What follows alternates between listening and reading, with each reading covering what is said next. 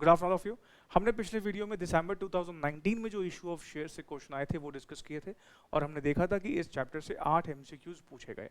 आज की वीडियो में हम दिसंबर 2020 के क्वेश्चंस करेंगे और जैसे कि आप देख रहे हैं 3 एमसीक्यूज दिसंबर 2020 में इस चैप्टर से आए।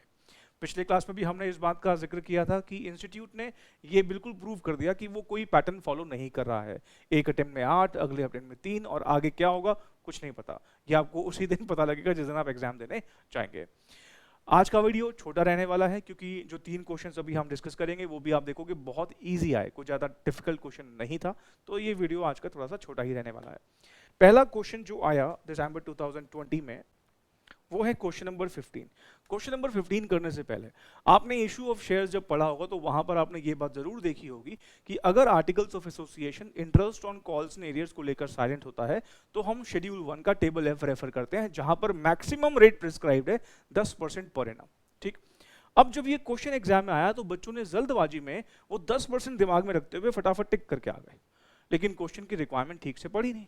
यहाँ पे इसने मैक्सिमम तो बोला ही नहीं, यहाँ पे तो क्या बोलता है मिनिमम रेट ऑफ इंटरेस्ट बताओ कितना है।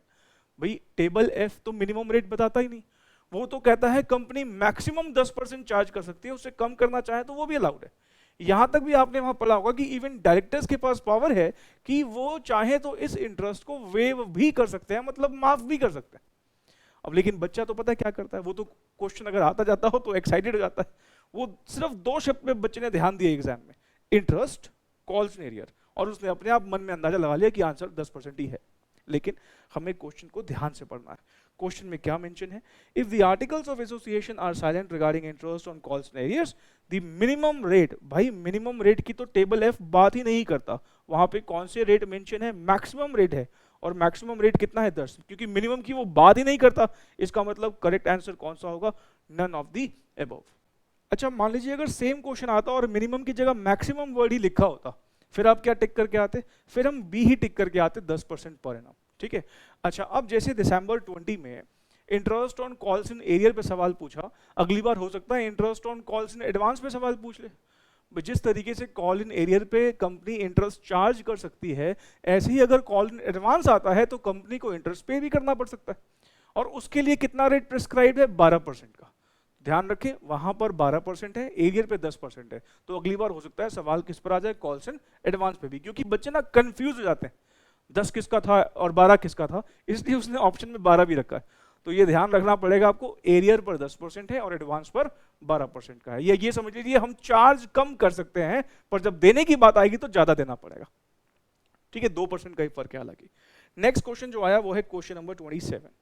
The maximum amount of capital a company can issue is called। देखो ये बात हम पढ़ते हैं कि मेमोरेंडम ऑफ एसोसिएशन में एक कैपिटल क्लॉज होता है। उस कैपिटल क्लॉज में ये मेंशन होता है कि हमारी मैक्सिमम कैपिटल हम कितनी इशू कर सकते हैं, जिसको हम ऑथराइज कैपिटल भी बोलते हैं, रजिस्टर्ड कैपिटल भी बोलते हैं और नॉमिनल कैपिटल भी बोलते हैं।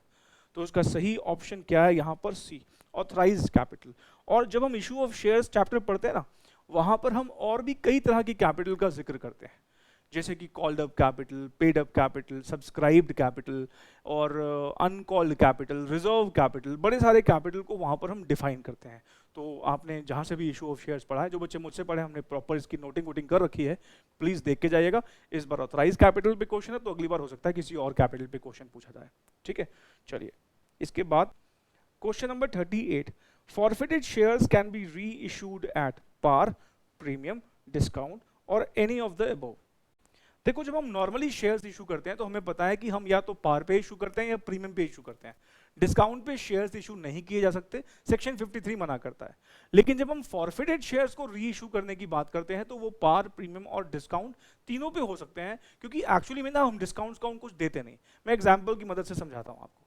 मान लीजिए हमें पुराने वाले शेयर होल्डर से 10 रुपए लेने थे, उसने 6 रुपए दे दिए, 4 रुपए का डिफॉल्ट मार गया। अब क्योंकि 4 रुपए का डिफॉल्ट मार गया, हमने भी इसके शेयर उठा के फॉरफिट कर डाले। अब इन फॉरफिटेड शेयर्स पर मेरे पास 6 रुपए का अमाउंट रिसीव हो चुका है। अब मैं इन फॉरफिटेड शेयर्स का ना नया ग्राहक ढूंढता हूं, मतलब री इशू करने की सोचता हूं। अब जब मैं ये री इशू करूंगा ना, तो जिसको भी मैं ये री इशू करूंगा, मुझे इन शेयर्स पर कम से कम 4 रुपए तो चाहिए, क्योंकि पुराने वाला 6 दे चुका है, कम से कम 4 चाहिए। मतलब मैं ज्यादा से ज्यादा डिस्काउंट कितना दे सकता हूं इस नए वाले शेयर होल्डर को, 6 रुपए का। ये मैक्सिमम डिस्काउंट है। मान लो मैंने मैक्सिमम डिस्काउंट दे दिया और 4 रुपए रिसीव कर दिए। ₹6 पुराने वाले ने दिए, ₹4 नए वाले ने दिए। तो कंपनी के पॉइंट ऑफ व्यू से अगर देखोगे ₹10 के शेयर पर कंपनी तो ₹10 रिसीव कर चुकी है, चाहे जैसे मर्जी रिसीव किए हो, चाहे अलग अलग 2 लोगों से रिसीव किए हो। लेकिन अगर ये ₹10 का शेयर है, कंपनी के पास इस ₹10 के शेयर के अगेंस्ट ₹10 आ चुके हैं, मतलब डिस्काउंट पे एक्चुअली में देखो तो ये शेयर नहीं इशू हुआ। लेकिन जो नया वाला शेयर होल्डर है भाई, अगर उसके पॉइंट ऑफ व्यू से देखोगे तो उसको तो हमने ये री इशू डिस्काउंट पे ही किए हैं, ₹10 के बदले में हमने ₹4 ही लिए हैं, ठीक है। तो इसलिए हम बोल देते हैं कि हमने ये शेयर्स री इशू डिस्काउंट पे किए हैं। बट ये मैक्सिमम डिस्काउंट है, हो सकता है कंपनी ₹1-2 का ही डिस्काउंट दे, हो सकता है कंपनी डिस्काउंट ना दे, और हो सकता है कंपनी प्रीमियम पे इशू कर डाले। ये डिपेंड करता है कि कंपनी का उस टाइम पर, री इशू के टाइम पर क्या मार्केट प्राइस चल रहा है, उसके हिसाब से कंपनी ये नया शेयर री इशू करती है। हो सकता है जो मैक्सिमम डिस्काउंट है उतने पे हो सकता है कम पर हो सकता है डिस्काउंट हो ही ना, प्रीमियम पे भी हो सकता है, ठीक है। मान लो हमने ₹6 रिसीव किए थे, पर नए वाले शेयर होल्डर को हमने सिर्फ ₹2 का ही डिस्काउंट दिया। अब ₹2 का डिस्काउंट दिया, पुराने वाले से ₹6 रिसीव कर चुके थे, उसमें से आपने डिस्काउंट सिर्फ ₹2 का ही दिया, इसका मतलब पुराने वाले से ₹4 ज्यादा आ चुके हैं। वो ₹4 फिर आपको पता ही होगा, हम कैपिटल रिजर्व में लेके जाते हैं, उसके ऊपर प्रॉपर बहुत सारे हम प्रैक्टिस क्वेश्चंस करते ही हैं, कई सारे केसेस बनते हैं उसके ऊपर, ठीक है। फिलहाल यहाँ पर क्रक्स क्या निकल के आता है कि फॉरफिटेड शेयर्स की जहां तक बात है, वो पार, प्रीमियम और डिस्काउंट तीनों पर इशू किए जा सकते हैं। तो सही आंसर है एनी ऑफ द अबव। अगली क्लास में मिलूंगा मैं आपको एक नए चैप्टर के एग्जाम एमसीक्यूज के साथ, और अगर आपको लगता है कि कोई पर्टिकुलर चैप्टर के एग्जाम क्वेश्चंस आपसे सॉल्व नहीं हो रहे हैं तो कमेंट में आप बता दीजिएगा, मैं पहले वो वाले सॉल्व करवा दूंगा, ठीक है। चलिए जी, मिलते हैं अगले वीडियो में। Thank you so very much, take care, bye.